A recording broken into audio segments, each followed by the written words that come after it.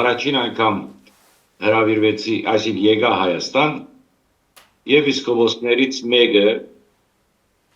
լավ, պիտի ասեմ անունը, հենց Արշակ Սրբազանը, ուրեմն առաջին օրը ընտրիքի էինք, հաց էինք ուտում միասին, ես Լևի պարը ես կյանքում դա առաջին անգամ էի լսում, ինձ ասեց Արմեն,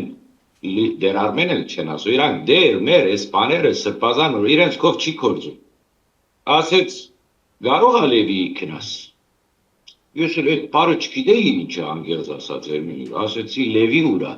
դեր ուսերեն պար է մենք ես պարարանի մեջ մենք չունենք, ելավ բացադրեց ինչ է, ասեցի Սրբազան, բայց ես ամուսնացած մարդ եմ, դուք գիտեք, դե ասեց ինչ ա լինում, երեցկինը էստեղ չի, այսինքն երբ որ հիշողություններով հետ եմ քնում, ասում եմ, որ մենք ինչքան էինք խաբված,